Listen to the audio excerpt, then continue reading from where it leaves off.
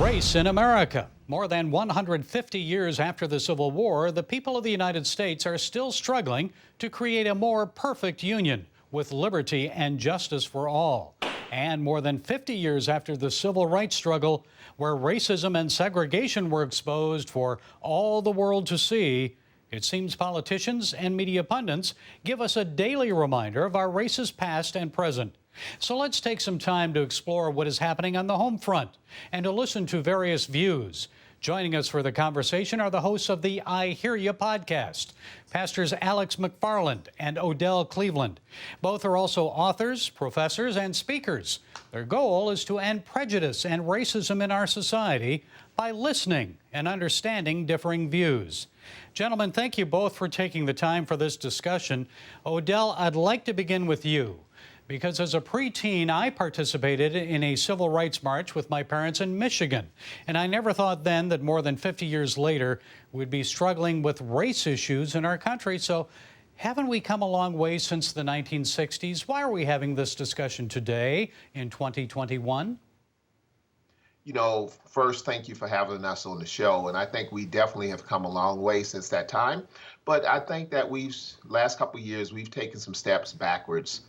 Racism is part of, America, but at the same time as Christians, I think that as we continue to talk to each other and talk about those things amongst each other that we talk about behind closed doors, a lot of times it's very awkward to talk about race. A lot of times it's not politically correct. And for the most part, we're just very cautious on what we say, how we say it. Do we call a black person an African American? Do we call them black? Do we call them colored? What do we say? And if we say the wrong thing, is there any room for grace? Or is there any room to back up and get it right? Or just one word out of my mouth will I be labeled a racist? And I think that we use that term racist just far too frequently, because a lot of times we ask on our show, it's like, I'm questioning you, not like you're on the witness stand, but I'm questioning you for a better understanding, because in a lot of cases, we just don't understand each other. But what we found, though, is hard to hate up close. If you know someone and you're talking to them and trying to build a relationship, a genuine relationship, it's just hard to hate up close. It's all about relationship, isn't it, gentlemen? Alex, why now? It seems we have daily reminders about race from our politicians, from mainstream media, on social media. Why do you think it's happening now? I think a part of the reason that there's racism in America now is because we have lost our moral compass. From no-fault divorce to abortion to no legal protection for the unborn to now, transgenderism. I mean, to believe that neighbor who's different from me is a human being, made in the image of God, worthy of respect, value, dignity, worthy of my friendship and love. I mean, you really only get those values when you believe in morals and God. And morals and God have almost been erased from our public consciousness. That's, in my opinion, a large part of why racism still exists. Well, then I've got to ask you both. I'm sure all races of people may have differing views on this, but do you think America is a racist society? If so, why? I think that it's systemic racism in America. I think that America is the best country in the world. Capitalism is the best thing. And I think that in America, you could be anything you want to be. There's a lot of opportunities. Now, on the other side of it, because since mankind is not without sin, I see racism as a sin. The Bible talks a lot about you won't be able to make it without a spot or a wrinkle. But we see racism not a spot or wrinkle, but a stain. It's a stain on us. And how can we make it in heaven if we have a stain?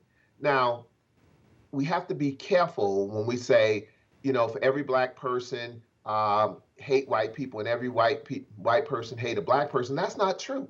It's a lot of genuine relationships out there, but it's a lot of when we don't understand each other, then we fill it in with, well, they must be a this or they must be a that. So to your point, America has systemic racism, but America is not a racist country per se, because I love America. A lot of people love America, and I wouldn't trade America for any other country in the world. And I think most Americans would acknowledge the sin of slavery, but I must tell you, it's not unique to the USA. I've traveled to much of the world, and I even interviewed former slaves in Sudan. Arabs enslaved black Africans there. They're still doing it, and it's still happening today in many countries, and it's occurred since the dawn of humanity. I know St. Patrick was a Brit who was enslaved by other whites. They're Irish. It seems slavery has not been restricted to one people, group, or color, yet America's demonized. Might there be a bigger agenda here to divide our nation and people over race? What do you think, Alex? I would say, to your point, that the left does have a vested interest in dividing America. And so what goes on in Washington and what goes on in the classrooms, that's in many ways removed from a lot of our lives. But what Odell and I are saying is that every last one of us can be intentional and proactive about making friendships with those around us.